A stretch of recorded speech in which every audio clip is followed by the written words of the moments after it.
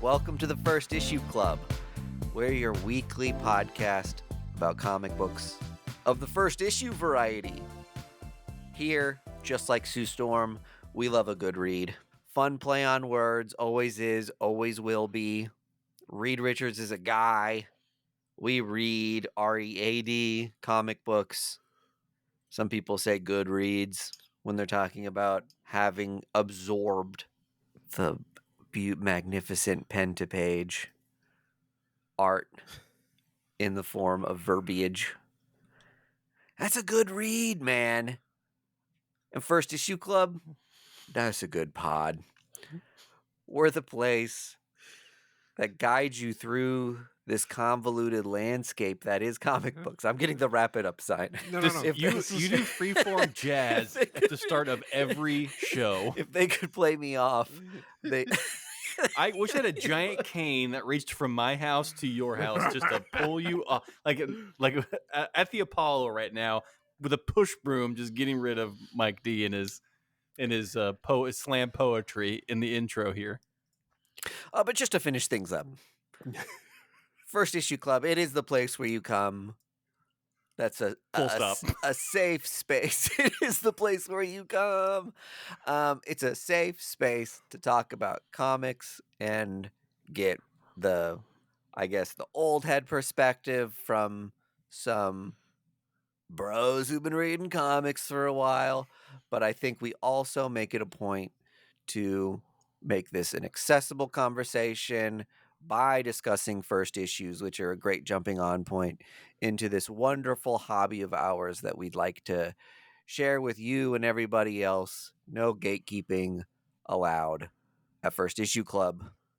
I am Mike D. I'm Greg.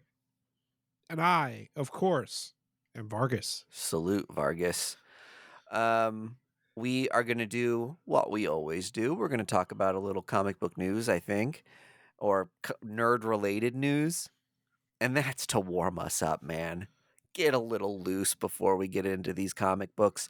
And then said comic books, we're going to take you on a real ride. What are the ones to totally check out? What ones might interest you? We've got a plethora to discuss today. So you're going to find some comic book entry point that you're going to like. That's our First Issue Club guarantee. Yep. It's our promise, really. Our credo. Yeah, our credo, that at the end of this, you will have had something to choose from. You will have been given a choice, and it's up to you to choose it. Yeah, and if you don't, that's on you, man. You got to put yourself out there sometimes. We gave you the opportunity. You fumbled it. You got to support artists. You got to try different things. And as I always like to say, it's just a medium, ain't it? It used to be small. It is. We'll be a large. It's right just now, a way it's just to a medium. Absorb different content. Some of that content you're going to like, some of it you aren't.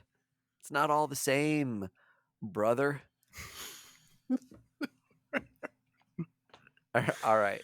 I'll chill now. And the way I'm going to chill is by drinking Boulevard Brewing Company's Chilling IPA, the Cryonic Crush. Such a cool can design if you're on the video feed.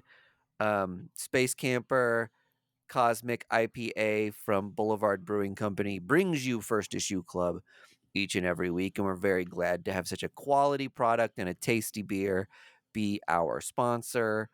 Little bit hazy, a lot of bit hoppy. It's one of my favorite IPAs on the market.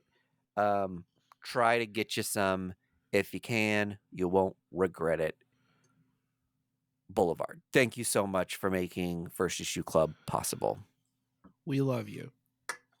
And we're in love with you. Oh, I didn't realize we were using the L word. Hey, if you're going to say it, you got to mean it. Yeah. True. I'm here to commit.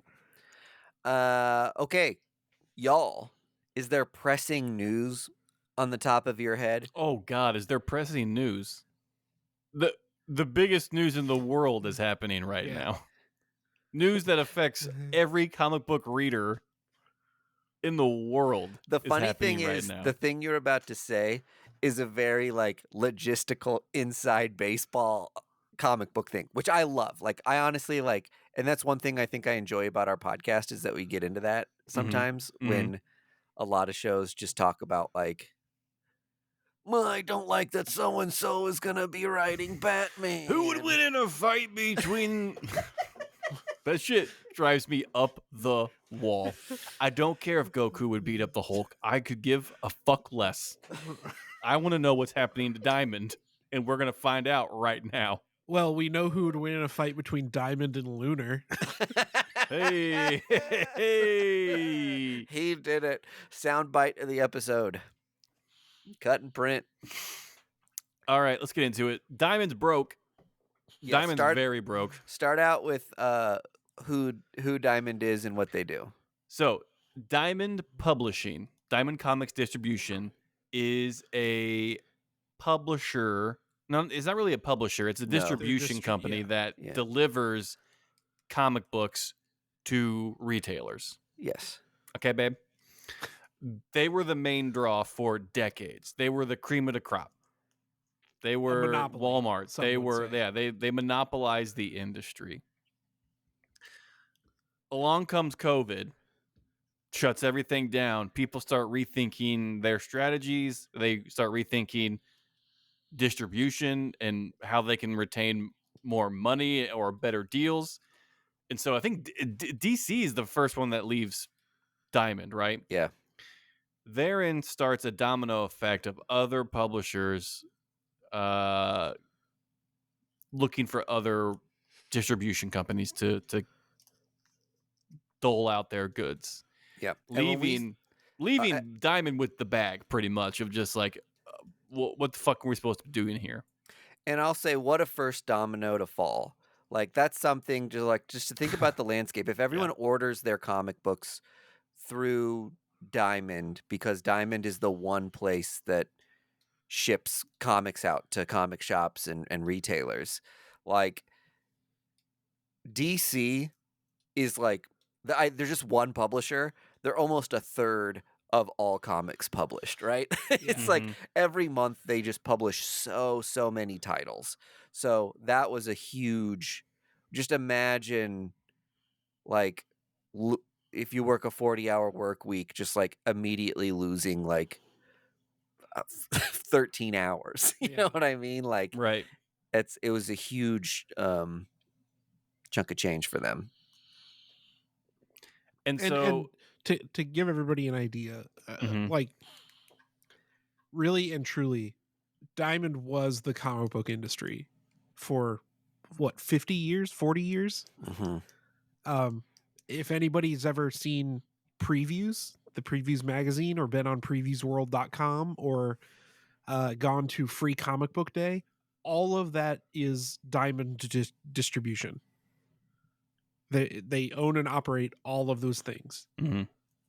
If anybody didn't know. Yeah. They're also Free Comic Book Day is gone. It's also one of those things that like they never had to update their website or do anything to be good because no one else did it. You know what I mean? Yeah. So it's like, you'll learn it. The website runs off Linux, so if we don't have to get anything better. They don't give a fuck. Yeah. So we've covered that who Diamond is and why they're now in troubled waters. Companies that have now come into play are Penguin Random House, Lunar, other distribution companies that have stepped up and said, hey, we can do a better job than Diamond, and kind of given more options to publishers for distribution domestically and internationally. Yeah. That's important to remember. So this week we found out that Diamond's, declared bankruptcy, and to be clear, there's two types of bankruptcy. There's the good kind, and then there's the bad kind. One of them is you get to redistribute your debt to pay it off, which means you can't take other loans and like accrue more debt. So basically, it's just like a reconstruction of your debt to pay it off, so you can like get out of debt. Yeah. The other one is like you're selling the copper wire in the walls, and like you're done. Like people are stealing the light fixtures as they're leaving the building. That's the bad kind of debt. I mean, I'm sorry, the bad kind of bankruptcy, which Diamond is not in. They're in the redistribution of wealth, kind of rebuilding from their whoopsie daisies. But to the tune of $9 million, Diamond owes a lot of people a lot of money. And Penguin Random House is the number one customer for hold on. It's not $9 million is just what they owe Penguin Just Penguin Random House. Jeez. Yeah. They owe like where's the number? It's like a couple $100 million. So kind of what's happening here is you have comic shops across the nation saying these are the Marvel books we want to order. Right. And then Diamond has been in such good graces with these companies for so long that they place their orders for all the comic shops that are ordering Marvel comics through Penguin Random House, who delivers them to Diamond, who then delivers them to comic shops. Mm. However, they haven't paid Penguin for all those Marvel comics and the like Disney subsidiary company comics for a good long while now, right? Yeah. And that's how they've accumulated that amount of debt. Or at the very least, they've just been paying the minimum payment while accruing way more debt. Now, if DC allowed for Diamond to continue distributing their comics, then you would also likely have another like $9 million type number for just DC in addition to Penguin. Right. I mean, the names on this list for who they owe money to is pretty wild. Like you got Penguin Random House, Bandai, NECA, Hasbro, Todd McFarlane, Lunar Distribution, UPS, like Microsoft, Pokemon Company, too. everyone. I'm pretty sure I'm on this list somewhere if you go down far enough. I mean, it has gotten out of hand for Diamond. So I don't know. The question that a lot of people are asking that I've seen online is just, well, what happens now? And honestly, I don't know what happens now. I don't know if Diamond eventually gets bought by another company or sold off, or if they get their shit together because of this bankruptcy thing. I don't know. I got the idea that there was an intent to sell. However, they're not showing strong, I guess, backing that there's a great business model here, right? It's like they did it for a really long time, but if DC is doing it successfully by themselves and saving money, there's a lot of like, well, why not us? And at that point, do you buy a dying model?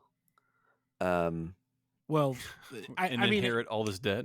All this debt. Their intent is to continue running. So all the orders that have been placed, like you pre-order comics like 3 months ahead of time, and they're going to keep running at a minimum long enough to honor the orders that have been made up to this point. So we're not going to like, at least for a while, there won't be like a comics apocalypse day where just like all indie comics stop making their way to retailers.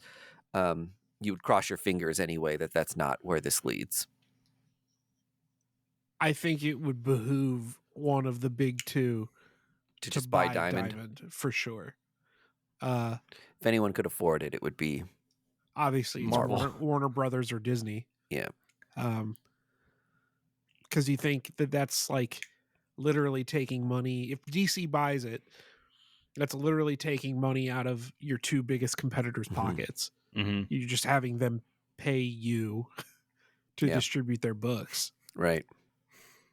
Yeah, I mean, if Marvel or DC buys their own essentially distribution company, like, what's stopping them? They're Thanos at that point, and they've found the last Infinity Stone, and they own the business top to bottom. Yeah. Well, when you're talking about a company like the size of Penguin, too, Mhm. Do they already do their own distribution, but not with comic books? And they do. That's the They whole probably thing. do. Yeah, So they that'd be definitely do. very easy for Marvel to say, you know what? We've already got this infrastructure built for Penguin's like hardbacks and paperbacks. Why don't We we were just using Diamond as a favor for a friend. Now, like we got screwed. Yeah. Yeah, because Disney owns Penguin. If you guys didn't know, Yeah. that's why they use them. And my guess would be that they would just beef up that department and have them just start distributing comic books. Yeah, I don't know. Or Lunar becomes the new Diamond. I mean, That's yeah. Yeah. You don't think so, Greg? No, I just worry like, that there's never we'll gonna be another we'll get into the Diamond. same cycle all Yeah. over again. You know, like we're in this situation for a reason, and it's because we just relied on one person to do one job and didn't allow other companies to come in and create a market. If we just relied on Lunar to do the whole thing that Diamond just got popped for doing, then in 50 years, thankfully I'll be dead. But in 50 years, when this happens again, people will be like, "Oh, what happened? I can't pay for comics with my water credits? What the heck?" I've got to know what happens in Secret Wars 5. Could you believe they're charging 4 liters for this now? I saw something the other day that made me want to cry, where it was like DC at one point did like a letter to customers that was like a big apology for changing the comics from 10 cents to 12 cents. And then it explained like where all the costs were going and all this stuff, and made a commitment to their readers that they were going to like double their efforts to like bring quality stuff to you, blah blah blah. And then you just think about like how little transparency or explaining there is now when things increase in price. And then they took a look at like what the like economic increase over time has been for comic books, like what that 12 cents would translate to now, and how much comics cost today. And it's like outrageous that like it'd be like spending less than $2 or around $2 for a comic, and instead they're almost all like $6 now. Well, in DC, you guys think about back right before New 52, they drew the line at $2.99. Remember that? Yeah, on right. the cover of all their books. Yep. Sure. Nothing would That cost stuck more around. than $2.99. And now they charge a whole $1 extra for those cardstock Yeah. covers. So if you buy a variant from DC, it's going to be an extra $1 on top of what the book normally costs. And you think about like what is the actual manufacturing cost of putting a thicker piece of paper around the outside of the comic book? It can't be $1. Well, I hope. I mean, 95 cents at best. to your point about transparency, Yeah. wouldn't it go such a long way to be like, we charge an extra $1 so that we can pay those variant artists a fair wage? Oh yeah, but they are Like- not making. No, They're making pennies. Yeah. I get They're get making it, but like, peanuts. Yeah. if they would do a breakdown like that of like, Yeah. why does our book cost $5? Yeah, it'd be an easier pill to swallow for Yeah. fans. Yeah. So, But I they don't know. won't do that because they want to make the extra $1 a book on the Dan Mora variant. I Or think the Harley Quinn fart cover variant. You guys seen that book that's coming out? yeah. People are losing their minds over that, and I don't get it. Because it's a Harley Quinn fetish book. Yeah. Yeah. Girls farting? Gross. Never heard of it. Is it a scratch and sniff? Yes, What? it is. Why? I don't know why you're looking at me. It's a scratch and sniff cover. Okay. That's fine. Good job, DC, in making just the ludicrous thing in the world. It's gonna be the grossest book that I'll own 2 copies of. If You they know what can I make mean? that book, then I don't know why I got an email saying that they won't make my scratch and sniff cover of Superman's feet for like Action Comics 1054. Bro, they rejected your pitch? Yeah. I won my foot pick, my Tootsie variant, my little piggy variant with scratch and sniff heel of Superman got rejected. I can't believe it. Smelled like a gold bond. Whatever. In summation, things are continuing per usual. However, there's potential for a very bumpy road and a lot of like behind the scenes shifting in how comics get delivered to us. So Yeah. This is We're more of an hoping for the annoyance best. than anything. or maybe one of those things where like we've all been using the same crappy washing machine for 20 years and it's like we should have just thrown the thing away 15 years ago, you know what I mean? And That's just probably the most bit accurate. the bullet and bought a new one. Yep. So I just buy new clothes. might be I some throw good old things that clothes come out. out of it. Any other news?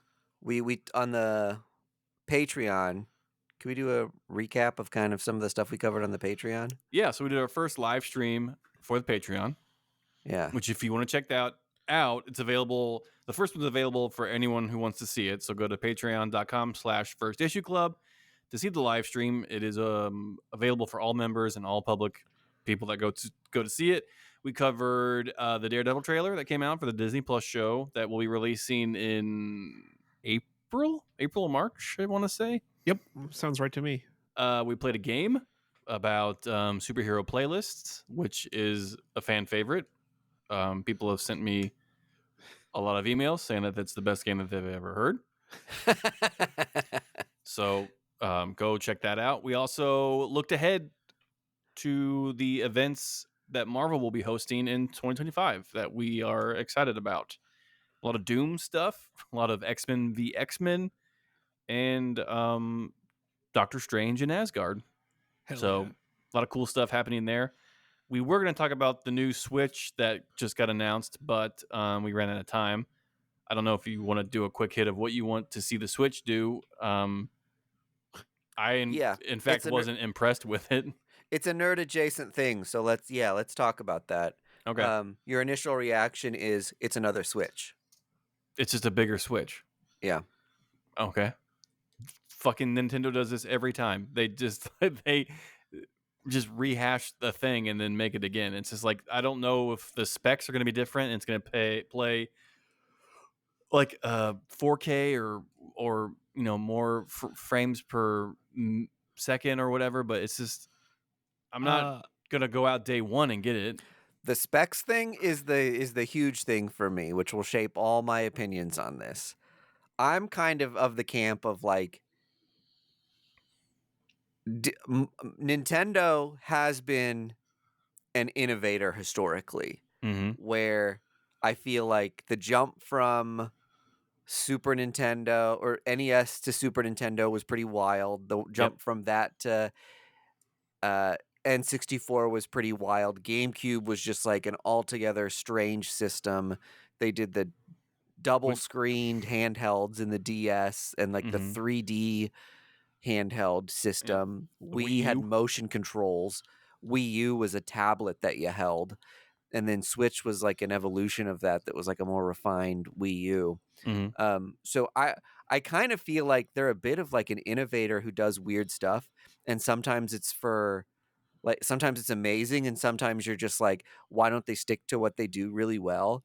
And this was one of those things where I was kind of like, the Switch is such a good console in that it meets my needs where I'm at in my life, where I just want to like pick up a thing and dink around with it on the couch while I have like a spare moment here and there. And I like that I don't have to like take over an entire room to play a first party video game, you know what I mean? And so I'm kind of like, good. It's still a Switch. A Switch works. However, if it is not like 4K compatible, if it can't really play, if it's just bigger and isn't playing more impressive games, or like isn't having all the like, the weird choppy bugs that like the Zelda games had for me, because it's just having a hard time keeping up with all the weird shit that's going on in that big open world game, then it's going to be a hard sell for me, aside from the fact that like they're the only people that make Mario games and they're the only people that make Zelda games, and if I want to play them, I'm going to have to buy this thing. Like, yeah, like Steam Deck is probably your better option in terms of like a hardware product, or like Right. having Bigger catalog for sure. having access to a bigger catalog, but you know, their value is in their first party games. One of the things that struck me about it is the side controllers that now slide in and lock down, have like a locking mechanism. Mm-hmm. Now just appear to be kind of like little magnety things that you pull in and pull out. Right. And I'm just imagining like angry kids who are just like, snapping those and right then off. just like, and then they snap off, and then the tablet falls and cracks on the ground. Like, that's like, I was like, how does that work now that these aren't like, don't have this like locking mechanism, that they're just like magnet based.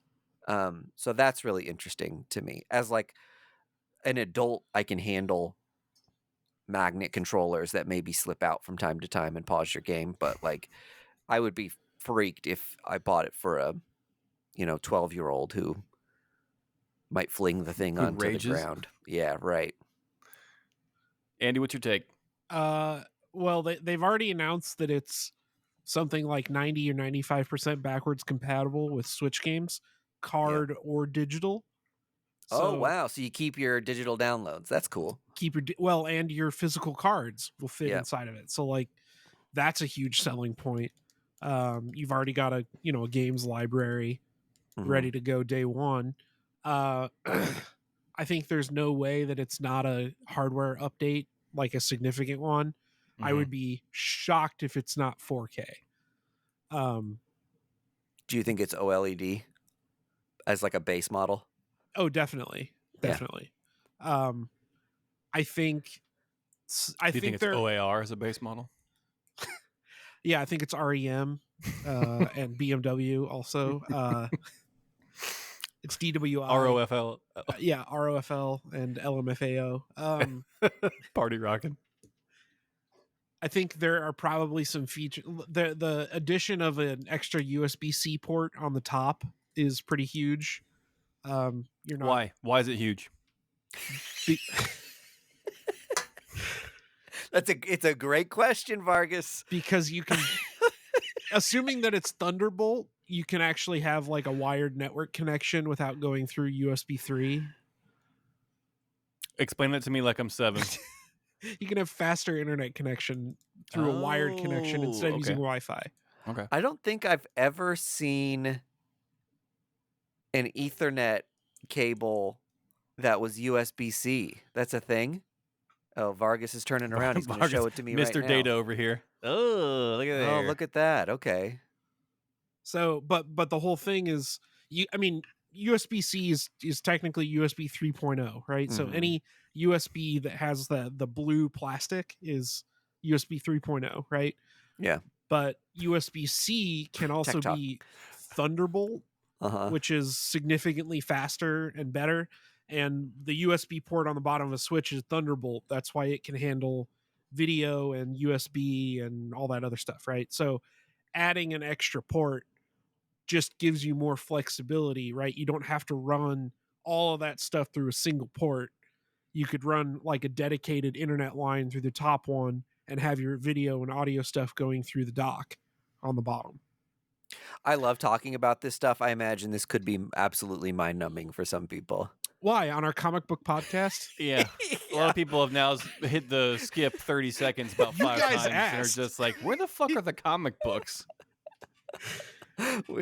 Me and Greg are immediately like, oh shit, what did we do? Yeah, we've done. We got ourselves into this mess. This dude's talking connection cables. All right, final thing for the Switch 2. Dream game to be released on the new Switch. New Zelda. Yeah, new Zelda.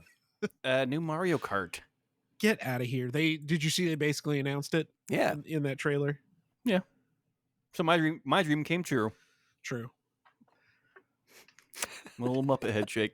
Can't wait for Switch 2 Electric Electric Boogaloo. Boogaloo.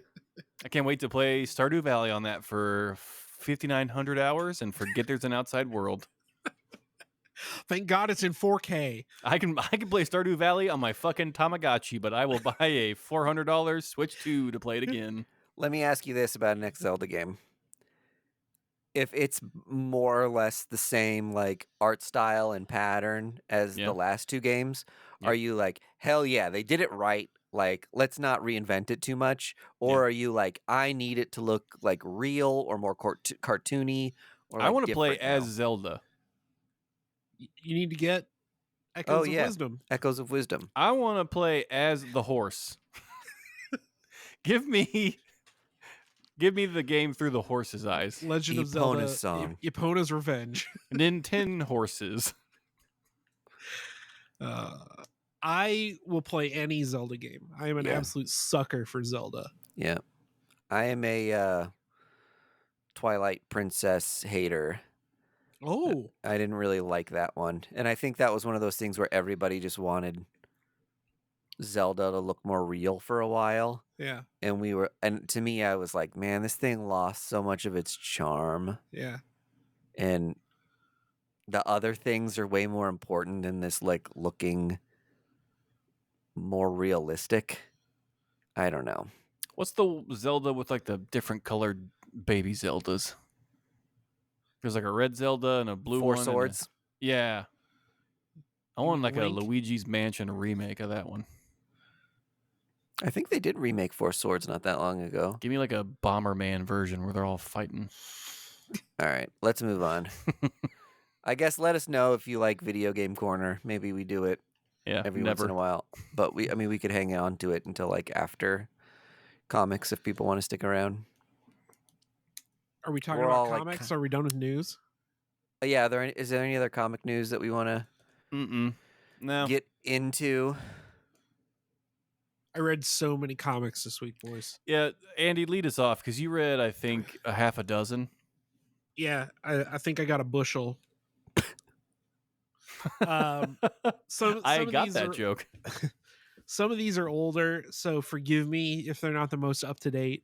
But I read a bunch. So I'll start with the one whose title irritates me, but it was a good comic. It's When I Lay My Vengeance Upon Thee, out on Boom Studios from Gus Moreno, and I'm assuming it's Jakob Rebekla. So this is a story of two priests, one who has been arrested for murdering a baby during a baptism, which is absolutely an insane thing to see in a comic book. Did they drop it in the water? Yeah, he drowned him. That's the implication. They don't show it, but Oh, yeah. whoa. Yeah. So he gets recruited by a cardinal to learn from basically like the only real exorcist in the church. He's this grizzled, 40-year veteran who is only sent out when it's a confirmed exorcism, and he does all this like old like blood magic, that's like kind of shunned by the church, but he gets the job done. And he's going to be training this kind of young ostracized priest to become this new exorcist. So there's a lot of tension between them because they're both kind of shady characters, right? They're murderers and kind of bad guys. They're baby murderers. Well, one of them is for sure. But we get the idea that this older priest is like not really on the up and up either. So it's a cool story. It's got that supernatural, the exorcist vibe to it. I love stuff like that. Yeah, it was really cool. And the art's pretty cool in it too. I love this artist. It's the guy that did Judas. Do you remember that book? Oh, Boom. yeah. So it's funny, another like religious Boom book. His style is sick. I love the A cover of this book too. Yeah, they didn't have the A cover. I got the Inhook Lee variant. Mm-hmm. But yeah, the interior art kind of reminds me of like a Matt Kint. It's got that kind of vibe to it. Yeah. Where it's This the A cover has one of those like freaky biblically accurate angel things on it. Yeah. With like the, like the eyeball monster. yeah. And then there's this skull that's like a couple sets of jaws in it. It's freaky deaky. Yeah. So it was a very cool book. Kind of scratches that itch for me of getting, those supernatural exorcisty kind of books. Heck yeah. Staying on theme, I read Helverine 1. I know this is a couple weeks old, but this picks up from the mini series. This is an ongoing about Dakin, Wolverine's son, who's possessed by Ra's al Ghul, or whatever the name of the new demon is that's possessing him. The cool twist that they gave it, though, was that the demon is actually what's animating him. So if the demon leaves his body, he just becomes a dead body again. Holy shit. He was killed in the end of the Krakoan stuff. Yes. So he has to like kind of figure out, his place in the world and what he's going to do with this demon. But the what's bugging him is that he's doing like Ghost Rider stuff, right? He can sense when a person is bad, but after he kills them, he is like arranging their body into like a sculpture. So he ends up killing 3 people in this book, and then at the end they like show you the stuff that he's done, and it's crazy. It's this should have been a Red Band book, for all the stuff they show you at the end of it. But it's really good. I mean, Benjamin Percy's writing, so you can trust that it's going to be a good ride.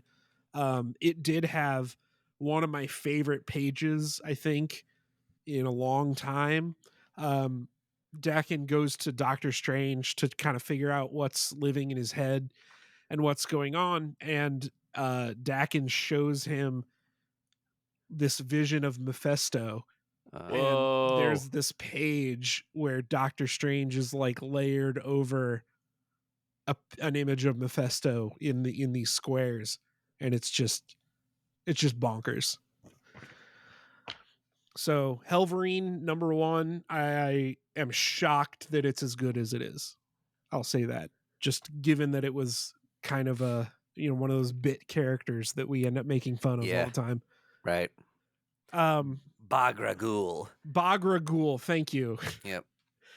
That's the name of the demon that's inhabiting Dakin. That sounds like a Muppet character. Mephisto created Bagra Ghul with the sole purpose of making art out of punishment and death by killing and erecting bloody monuments to honor him. Yep. So that goes to, what Vargas was saying earlier.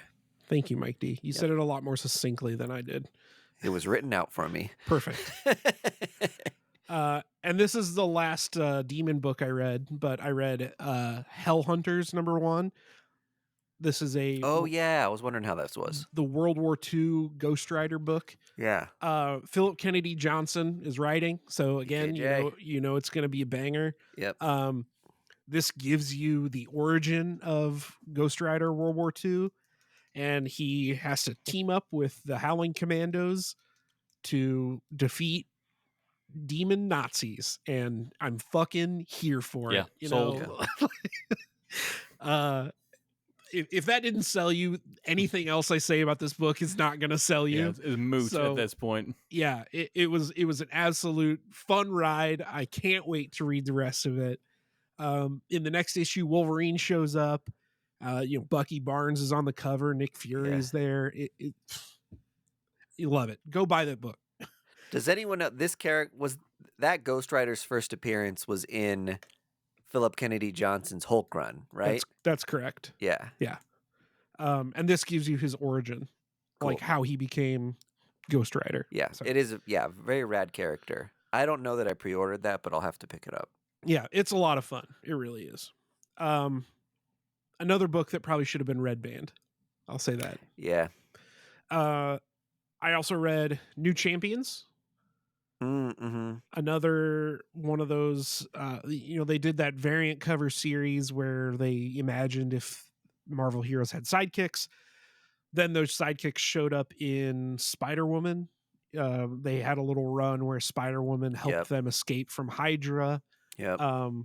This kind of picks up after that, where they have decided to become a superhero team called the New Champions. And they, are out doing superhero things.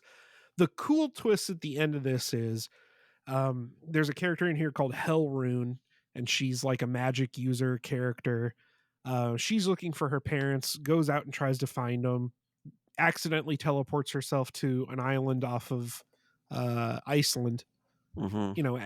Who hasn't been As there? you do, yeah. Right. But she casts a spell and says, "Bring me the New Champions," to try and bring her friends. And she brings all the members of the New Champions, plus like 13 other people she's never met. So there's just this gaggle of teen superheroes at the end of the book. This sounds like a nightmare. Yeah, but I think it's going to be a lot of fun. There's this like Ghost I just Rider, like a battle royale situation happening now, and these kids got to kill themselves. but they're all on a team. That's the whole thing. It is battle royale, but they're all fighting Norse zombies. Mm. And it was a lot of fun. I dig these like teen superhero books. Yeah. And seeing all these like characters, reimagined as teens, like, I don't know, it really hits it for me. I had never read anything by what is it, Fox? Is that his name? Same guy who wrote that Spider-Woman story. Oh, okay. Yep, I've been reading Spider-Man. Steve Fox. Steve Fox, thank you. I'd never read anything that he did, but it's good stuff. It gave me Avengers Academy vibes, which it was a very good thing. Not a bad thing. Yeah. So Do you know New if this Champions, is an ongoing? Yeah, I think so. Yeah. I didn't get any indication that it was a limited, but I would also, just given Marvel's publishing history, be surprised if it made it past like 12 issues. Yeah. Shots fired. Well, prove me wrong. You know what I mean? No, you're right. You're absolutely right. And then the last book I read was Aquaman #1 by Jeremy Adams and John Timms. This is kind of a classic like return to form for Aquaman. He's back and he's king of Atlantis. He's back in the water. He's back in the water. But he's tired of the grind. He's tired of being Aquaman, or tired of being the king of Atlantis. He finds a pearl, I guess. There was a lot of editor's notes in this book. Yeah. So he finds this pearl. It's always a sign of a good book. Well, we messed up a lot in this book, folks. They have to like link it to all the like absolute power, and they link it back to like that Flashpoint Beyond book. Mm-hmm. So there was a lot of that, but he finds this pearl and goes to this thing, and the big reveal at the end of the book is let me see, I'll find it. He goes through this teleportation thing, and it's a big Omega for Darkseid. So dun dun. I'm getting tired of seeing that motherfucker. My guess is that this is going to end up kind of being like Batman Off-World, where Aquaman is like on another plane of existence or in some sort of realm where he has to, fight through hordes of fish monsters to get back to Earth as we know it. And I'm kind of here for it. Like I kind of like it when Aquaman's not, like Namor or Black Panther, right? Where they're like I hate being king, and they just kind of go nuts and kill everybody. Yeah. I dig those stories.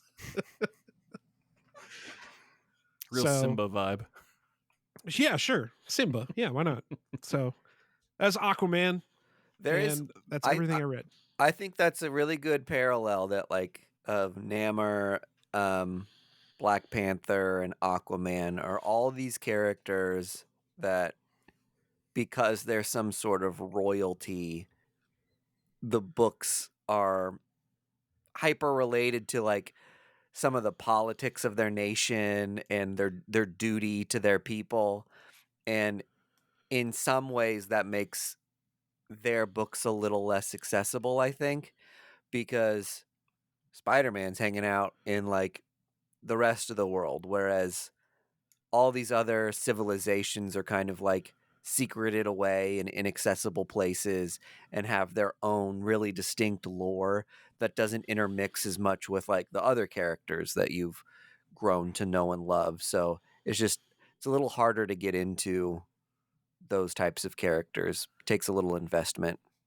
Well, so what I liked about this though was you are absolutely correct. Where I can't relate to Aquaman having to deal with being the king of an entire nation of people, right? But when Aquaman's like, God, I hate going to work, right? Yeah. It's like, yeah, I get that. It's Yeah. When like, he's being just so emo, you're like, yeah, God, that's me. exactly. And he like puts on his MCR CD, and he's like, God, Namora, you just don't understand me, or whatever her name is. This water is everywhere.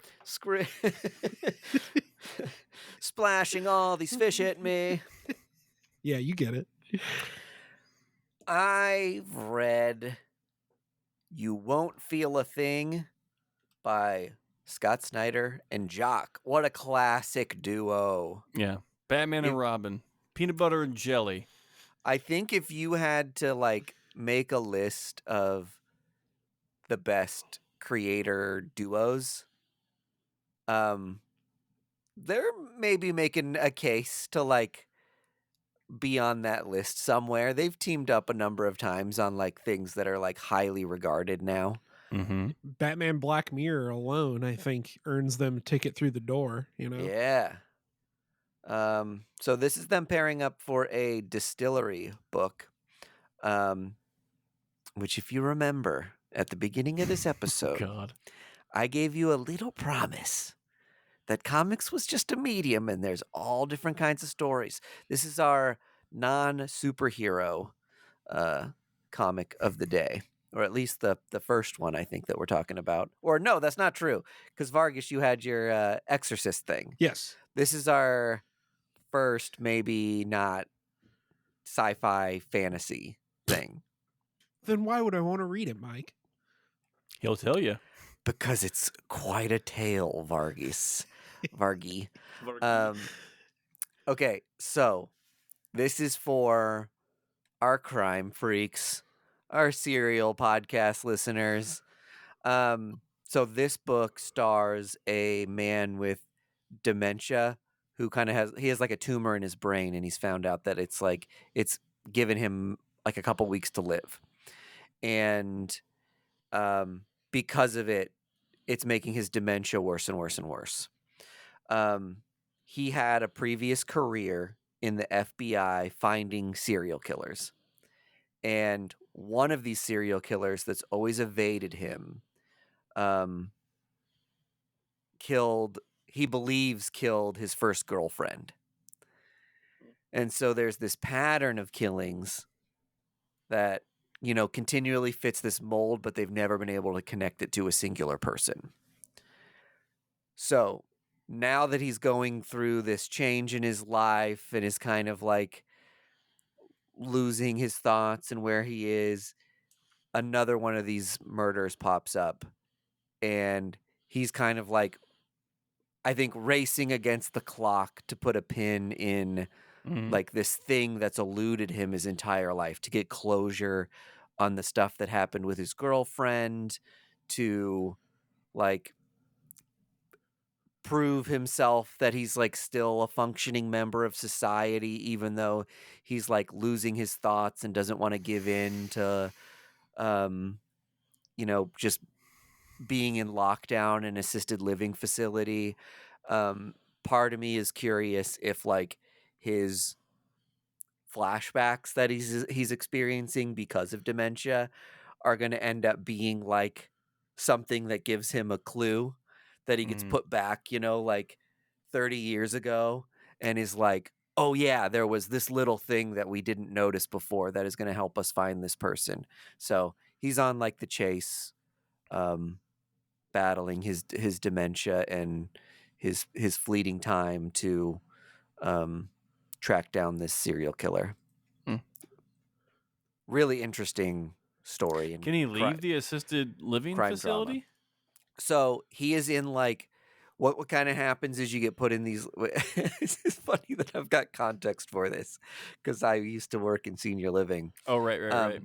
That you kind of once you have dementia, you're kind of in like a locked down area, but he's got this like caretaker who's taken a shine to him, and like Sneaks him in chocolate. make sure that he like gets out in the world under her supervision, and she takes him to like there's this like kind of crushing scene in this where he goes out with her and she swings him by where he used to work, and he's like, what are the cases that are going on? And his like old commissioner starts walking him through like something and is like, what do you see?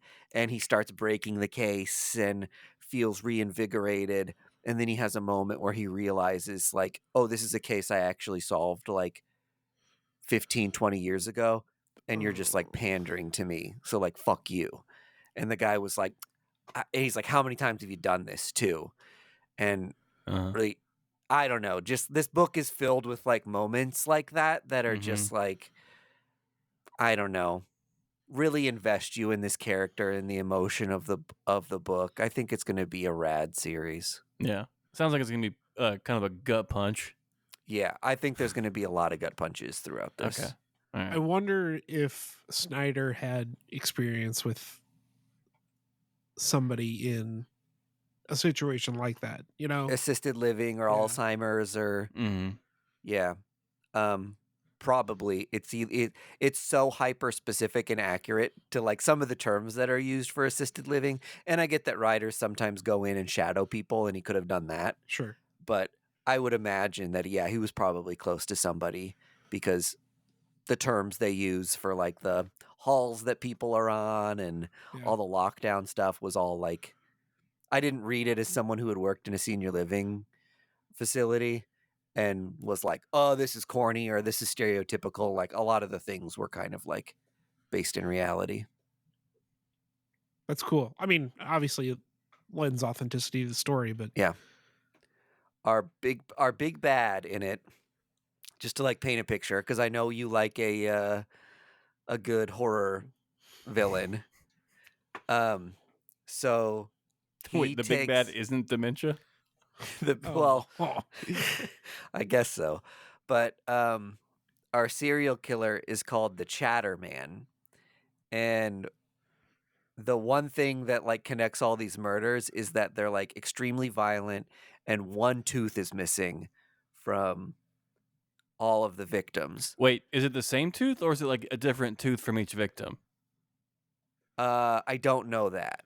Because if he's building his own mouth, so one tooth at a time, is he wears this mask that has a string of all the teeth from all the victims that's like strung like this across his face. Okay. And kind of makes like a something is killing the children type smile, like the masks they wear. Yeah. But you can hear all the teeth chattering and like clicking against each other as he's like coming. Oh, that's crazy. Right, I love that's that.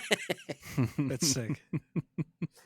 Speaking of horror stuff, Vargas, I meant to tell you that I just watched oh my god, what I'm losing the name of it. What's the horror movie where the gal has like the twin brother growing out of her back. Oh, Malignant. Malignant. Even Oh Steven? my god, I loved it so much. It's so It's goofy. yeah, it's so silly, but like, oh my gosh, so much fun. Malignant. Such a fun, stupid movie. Stupid is right. Yeah. I gave it 4 stars on Letterboxd. I was just like smiling ear to ear at the end. That's the mark of a good movie. I Yeah, suppose. that's right. I try not to caveat my likes and dislikes with movies based on like it was good for a this or it was good for a that. Yeah. I'm like, regardless of what type of movie it is, like, did I have a great experience on a scale of like 1 to 5? Like, and that's how I try to rate things Totally. on my Letterboxd. The other book I read, and this is just a quick sentence: Astonishing Avengers. It's a Steve Orlando Infinity comic that's exclusive to the Unlimited app, and this takes his kind of like emergency Avengers response team that I think he was doing in like an in-print Marvel comic, Yeah, or Avengers like Assemble. Avengers ultimately Assemble. will become. Yeah, so handful of those team members, and this starts with those team members playing a charity soccer game, which is like really bizarre. And then in the middle of the soccer game, there's like this giant obelisk that like falls out of the sky and like crushes like a massive block of Manhattan or Staten Island. So they head off and see what the whole deal is with this big red eerie obelisk. So like really like weird mixed tone where it was just like the goofiest thing you could have Avengers doing, and then like a block in Staten Island is absolutely decimated by this like horrific red pyre that's fallen out of the sky. So I don't know if you have Unlimited and you really enjoyed the Steve Orlando Avengers stuff, then probably something to check out. It's like a little bite-sized continuation of some of those team ups. That's all I've got to say about that one. Hell yeah. Nice. Greg? Well, we've already gotten a feast of firsts, so I'll just list the one that I read that I like the most, called Behemoth, out on Dark Horse by Grant Subtour and Ryan Engel, art by Jay Martin. This is basically like Godzilla. A monster emerges from the sea, causes destruction in a big city. Where this one kind of differs from every kaiju / Godzilla story is our protagonist is in a bus that is trying to escape the city that the behemoth eats, and that's where the book ends. However, the rest of the series will be their journey through the behemoth because they are alive inside of the A kaiju bus creature. inside of a thing, yeah. That rips. So it was Are very, they on, very like, fun. Do you know if they'll be on like a road trip inside of it? Is it like No. long... No, that would be sick as fuck. Yeah. Just like streets and roads in the tummy, and like other cities that it's eaten. Like it's built Yeah. like a whole metropolitan area in its stomach. Like welcome to New Monster City. But no, there's like I don't think there's any kind of way they're gonna drive the bus. The bus seems pretty fucked up. Yeah. But there are survivors from the attack in there. But it ended on a cliffhanger, so got to buy issue 2 to see wherein they travel through this behemoth. But I thought it was kind of cool. We haven't really gotten a kaiju story where the majority of it takes place within the beast that's attacking the city. That is a fun idea. What was the name of this book again? Behemoth. Just Behemoth. Okay, cool. That sounds awesome. Yeah, I really, really enjoyed it. So I also read I do Rogue wish it was a road trip to the pancreas, but I'll settle with what you who pitched me. knows? Again, this is only the first issue.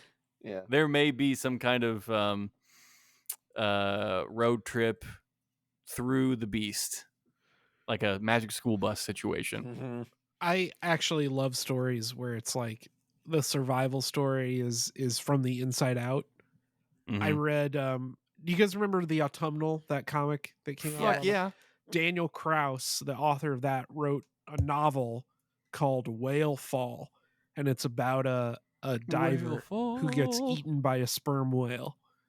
And the entire book is him inside this whale trying to get out. And I literally read it in one sitting, like 500 pages front to back, could not stop reading it. So Oof. I will definitely be Terrifying. getting Behemoth. Real quick, I also read Rogue in the Savage Land by Tim Seeley, which isn't typically a book that I don't typically like because it's a book set within a previous series from like a decade ago.